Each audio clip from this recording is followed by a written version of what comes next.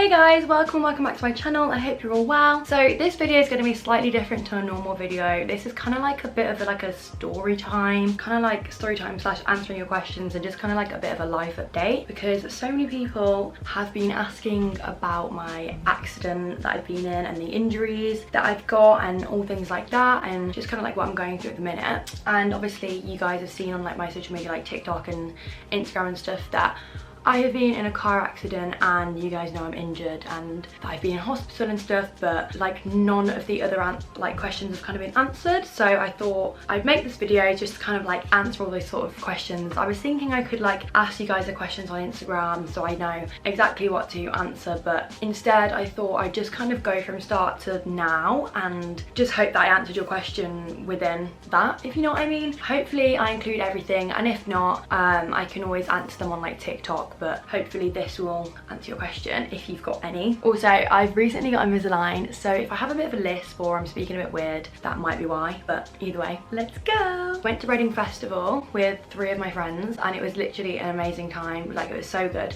We've never been to a festival before, so that was absolutely unreal. I would really recommend going. And then one of my friends was driving us there and driving us back. On the way back, we got in a car accident. None of us actually know what happened. So the 4 of us that were in the car, if someone asked us how did the accident happen, we don't know how it ended up like that, if you know what I mean. We know what happened, but we don't know how, if you know what I mean. Basically, witnesses have said that the car drifted off a bridge, and the bridge was 20 foot high. And basically the reason I am injured is because I went into the metal railing on the side of the road, and it kind of went up the car like from underneath, and then kind of like slingshotted us off the bridge. What's happened is it went into my leg, and then kind of like into my hand and my arm, and then into my head. That's kind of like what the police have said has happened based on what they've kind of like found out since then. So yeah, basically, say this is where we were in this side of the road, and then there was another road on this side, so cars coming this way, then the railing was there, and then like to fall off the bridge was there. So we kind of like went like there and then off, if you know what I mean, and then we landed on the top of the roof.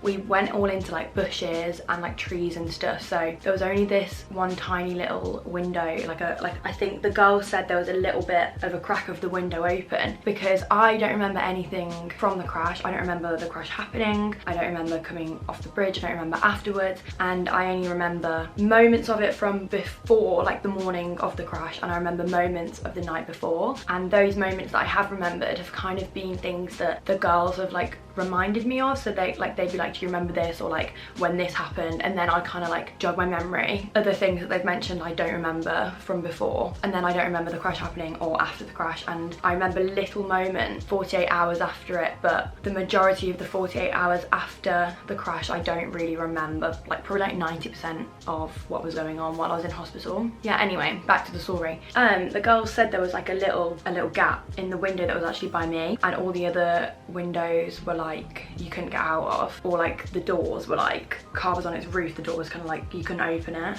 I don't know how many witnesses there were, but some of the witnesses said that like they didn't know what to do, because none of them wanted to go down, because they were like sure that no one would have survived the crash, because they were like, no way have them people in that car like survived. Like it was, you know, very bad. But you know, we all survived. It's kind of almost like somebody was like looking down on us, like it was a bit of a miracle, I think. When you think about it properly, if I heard that story, you'd think, oh my god, like how can they come out of that like alive and fine and doing well, you know? And the fact that we all did is like amazing. And I think it's one of those things that you never expect to happen to you. It's like you hear stories, like crazy stories all the time, and you see crazy things on the news or whatever, but you'd never expect you to be like the person that's like in that story. Do you know what I mean? And the fact that, you know, I was, is kind of crazy. I feel like it changes your perspective of things, because, you know, you realise how easy it is to be in something like that, and how like life-changing it can be. Like, you know, if that metal railing went an inch further into my head or an inch left on my wrist or anything, it could have completely killed me instantly, and that's without a doubt. And so it's almost like YOLO, basically just YOLO. Like, you never know what could happen, and that's what I think I'm trying to get across. Like, obviously don't live your life in fear, but at the same time there's always that possibility, you know what I mean? Like I said, so then a couple of people came down from the bridge to come and help us, and luckily 2 of the people that were witnesses were doctors. So it's almost like a best case scenario of an awful situation, do you know what I mean? Like all these little things. They like pulled me out first because I was the first one by the window, and then I called up my friend, and like apparently like one of the girls like had their hand on like the window before the witnesses came down. That's when they kind of realized that we were alive, because they realized that like there was movement, and they were trying to get her out of the back, but she just like, it was just too small of a gap to like get her out, so she kind of had to wait for the rest of us to get out of the other gap. I think this is all what's happened, because obviously I don't remember, but this is kind of like what I've been told and what I've gathered from the situations. I'm trying to like tell you the story how I vision it, if you know what I mean. So then we were all out, and I think the driver was just like really upset, which is obviously completely, that's what you'd expect, isn't it? And then like the others were just all like kind of in shock, like I don't know. And I think obviously I think I was just like crying, and I was in shock as well, because I was a bit fucked up, to be honest. I had like a massive gash in my forehead,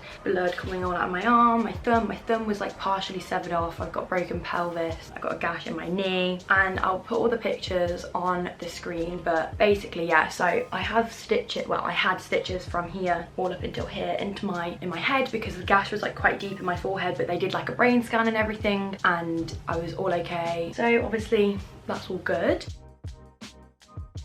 Considering how deep the wound was from the pictures, you would never have thought that this little scar is like what would have come of it. And obviously today, it's been 3 weeks, 2 days since the accident. So it's like, to heal this quickly is kind of like amazing. And obviously because it's on my head, you'd want it to heal really quickly, because it's like the first thing you see almost. And I've got makeup on now, but without makeup it's not too bad. And obviously scars go like white, so it shouldn't be too visible. I had stitches in them for about 2 weeks, and then I had my stitches taken out, and then onto my arm. Oh yeah, and it kind of went into my hairline. I think they had to shave off a bit of my hair, but whatever. And then my wrist was a massive gash, just a massive gash in my wrist. That was scary when I first saw that. So when I saw the pictures, this was on the last day of hospital before I was leaving, because they were like, do you want to see them before you go? And I was like, hell yeah, I do. So I've got some pictures of them which I'll be putting on the screens right now. Yeah, that was freaky. I didn't expect it to be that bad, because up until then I had my arm in a massive cast, so I didn't kind of expect it to be that bad. So it was like a bit wow. And comparing it to how it looks with the stitches and everything, it's like unbelievable how good of a job they did with that. I think plastic surgeons did my forehead, I think that's why it's so neat, and then just like the doctors did my wrist and my knee, I think. But then when I went for my first hand therapy session, once my hand had healed for about a week, it was the first time my dressings have been taken off since I got to the hospital. And I was looking at my hand, and this was before seeing the pictures of the wounds before they were stitched up, so I had no idea what it was going to look like, and it just made me feel a bit like my eyes teared up, and I did get a bit upset, because I thought like this is disgusting. Like my wrist could have come off, my thumb could have come off. I had stitches from here all the way up to here, like to round here, so it's like it was half off. Do you know what I mean? Like it was falling off. I can't move it yet still, but I'm doing my exercises, and I have to massage it literally every hour. Like it's intense, but you know, in order to get it better, that's what I have to do. So my exercises are like bending the tip and like pushing it over there. And I have this cast so that my thumb can't go backwards, because basically I have 6 screws and a plate in there, and I have a artificial nerve. I think they called it like a digital nerve. So it's placed down here somewhere, and it works its way up. So I still can't feel any of this in my thumb, but I can feel down here now, whereas before I couldn't. And it like works its way up, so I can feel sensation up there as my like last thing that I feel. So yeah, obviously I had the stitches out all at the same time. So I had these out when I had these out after like 2 weeks. Had my stitches out on my thumb. That was all grim and scabby and disgusting. And then I had stitches in my finger as well. I have stitches here, and then I had stitches here. Oh yeah, and then obviously my leg. So my leg, that was quite a deep gash as well. Was like kind of this close to my joint. Like they said they could just about see my joint. So that was quite a deep one, and not in a very convenient place, but it's actually healing really well. It's a bit purple, and it's still quite numb around the area. Like when you have stitches, I'm not sure if this is for every case, but for me anyway, everywhere I had stitches is still numb. Like my head all here is still numb, all around my leg, even up to like here is all numb, and my stitches are here. So like all of this is numb, and like there's big blocks of like hardness that's all numb. I don't really know what it is. I guess it's just the healing process. All around here is numb. Like it's not the best feeling, obviously. Like who wants that? Then I was in hospital for 9 days. Yeah, 9-10 days. 9 days I think it was, yeah. For the first sort of 4 days, I think it was about 4 days, I was completely bed bound. I had a catheter, so that's basically where they put a pipe up you so you can wee, but like you don't don't know you're weeing, it's actually a really cool thing. Like, I actually loved it because you didn't know when you're weeing, it just basically trained you all the time. It's a bit grim, but they'd put like a pot underneath you if you needed to poo and like just things like that. It wasn't the best. Obviously I couldn't go in the shower, so every day they'd come in and they kind of like roll me over, because obviously I've got a broken pelvis, which is like your hip area. They'd like roll me over and then like get like these cloths that are like wet and soapy and just kind of wash me. The nicest, you know, when people are like seeing you naked, like cleaning you, but it's one of them things, you'd rather that because you're lying in the same position all day, like you want to be clean, you know. And then they would like change my sheets for me while I was rolling over, and then like roll me the other way and like pull the sheets from the other side. Like, they did an amazing job. So then when I got to like day 4, I had the physiotherapy people come and help me, and they brought in a big frame. I will probably have some videos that I can kind of like insert here, or like I'll sit here so I can probably put them there. So I needed like a gutter frame for my arm, because obviously I can't hold like down on crutches and stuff, and the frame because I literally hadn't moved in a while and I needed to get used to kind of like standing up. And the first time I did that, I took like 2 steps and I needed to sit down immediately because I was genuinely going to pass out. I went lightheaded, the room was like spinning, my heart rate decreased, like it proper dropped, so I had to like have loads of water and like sit down and just chill for a sec. Like, that was from doing 2 steps, and it's just crazy. Like 5 days before that I was at ready to do 30 steps a day and like jumping around, and then 5 days after I can't even do 2 steps, you know. 2 steps is better than no steps, so that's the main thing to remember. They were just kind of like helping me, and then they'd have me like sit on the chair so I could try and sit upright for a bit, because I was just like lying down the whole time. They wanted me to like sit upright and kind of like get used to being in a natural sort of position. And also, so my leg is still not the most comfortable now, but I had this thing in my lower leg, and if anybody knows what this is, can you please tell me, because it was really annoying and it was actually more painful than the pain from my pelvis being broken. My whole right lower leg, 2 times the size of my left leg, genuinely double the size. It went like all bruised down the middle. It's still a bit bruised now, it's not completely bruised. So on my shin I had all bruising down the front to like the side of my calf. It was all bruised. It was like purple and yellow and grim, and twice the size of my other leg. Completely numb to touch. It's still numb on the front of my shin, but it's not numb on my calf anymore. But that was all completely and utterly numb. Like, I felt like you could stick a needle in me and I wouldn't have felt anything. Like, that sort of numb, like a thick numb, like it went down all the way through. I was just numb, and like it's giving me pain in my knee, and I still have pain there now, but it's obviously not as bad as when I was like at my peak of my pain.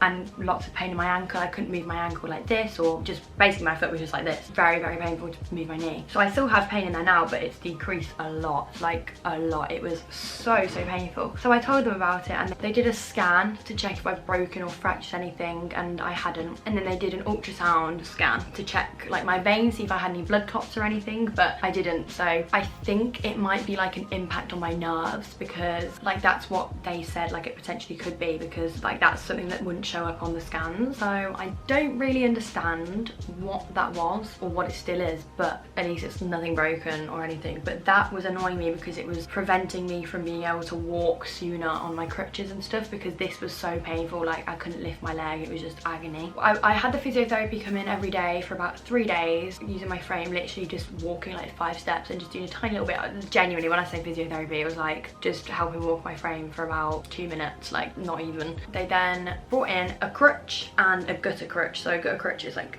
this, and obviously because I can't put weight on this, that is what I'm using at the minute, and I can literally walk so much better on them now. When I first used them, the physiotherapy like come and brought a step for me so I can try and get up a tiny little step, because I have a step to get into my house, just to make sure I could get home and everything, like get into my house and stuff. I walked a bit further and I didn't get lightheaded, like, and that's how you know you're getting better, because you're starting to feel a little bit more normal. Like, you know, you're still in pain, but you feel human at least, you know. Before that, they took my catheter out after about 4 days, and I was using oh no, that's not what it's called, is it? A catheter. Oh, I've got it wrong. The catheter is like a toilet that they wheel in, isn't it? Oh, sorry, I've been calling this thing the wrong thing the whole time. So basically, after 4 days of having that pipe at me where they just drain my wee, I forgot what that's called. They then started to bring in a catheter, which is a wheelchair, but it's like a toilet. So it would just mean I would have to get out of bed and just literally like take one step to sit on it. So it was just like a gradual change. And then after using that for about 3 days, on the last couple of days, I then would use my frame to get to the toilet, which was a nightmare because it took me ages and it was very uncomfortable for me. And in the night, for some reason, I don't know what the reason for this was,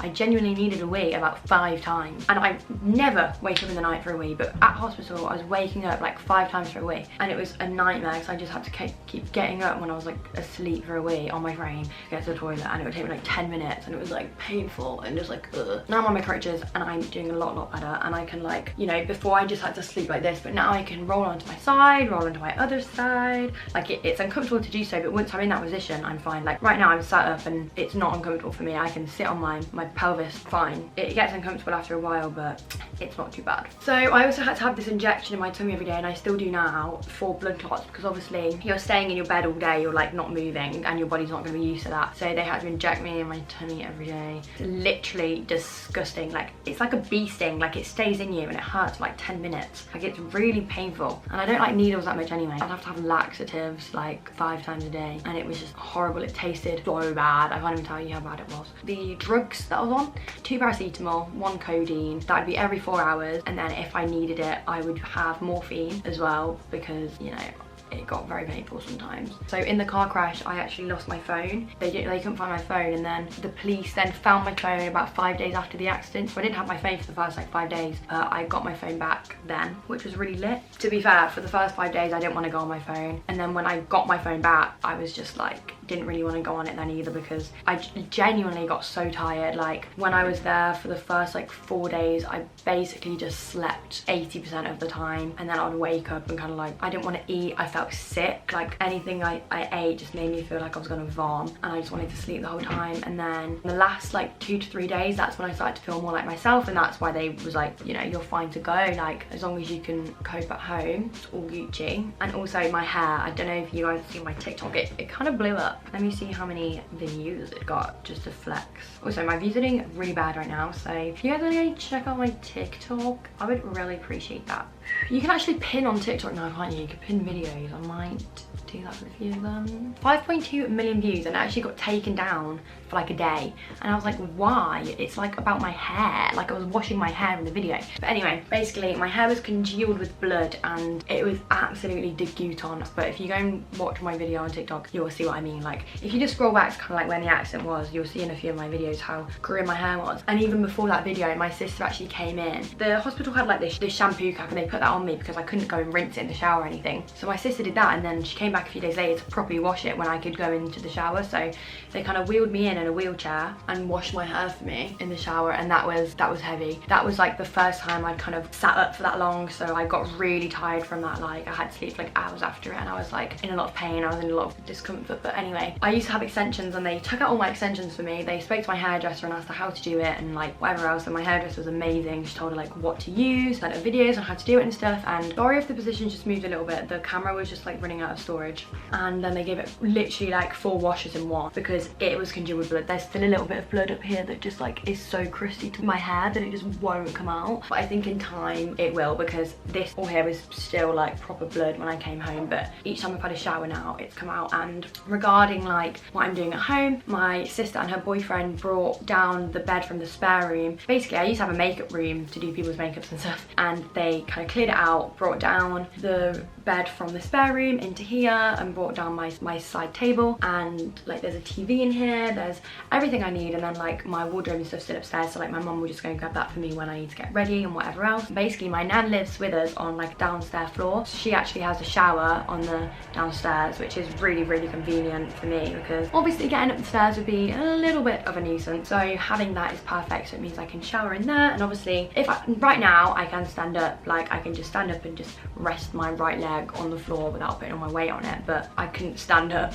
to shower, you know. So we've got like a stool to put in the shower, and then yeah, I have like this frame that I put above the toilet that just means it's higher, because the toilets are like really low, so it means I can just like stand up easier and get down onto it now easier. But to be fair, now I probably don't need that. It was just at the time it was hard to get up. It was kind of like doing a bit of a squat, do you know what I mean? So that was really uncomfortable for me. So now I have weekly appointments at the hospital for hand therapy with a physiotherapist, and like there'll be nurses there and stuff. So last time time. I've been there once last Thursday and I'm going this week Friday. And what they did is just clean up all of my wounds because they was all scabby, and like they said that they shouldn't have been because they were covered up for ages, and they shouldn't have been covered up for that long, and they should have been massaged and moved more, but they just been left basically. It's all under control now, so that's good. So basically cleaned it all up for me, all the like the little unnecessary scabs off. All of this was all black and scabby and grim. They told me I have to massage this, massage my thumb, massage my finger, massage here, massage my leg, massage my head every hour, which is such pain, but it's one of them things that has to be done. So while I had all the scabs on it, I had to do it with E45 cream, like basically just a non-perfumed cream, just to soften the scabs to try and get them off. And now that is what's happened. So now I just have like raw underneath skin that's really like sore and tender, and all in here basically you get like tethering, I think she said it is, because your skin underneath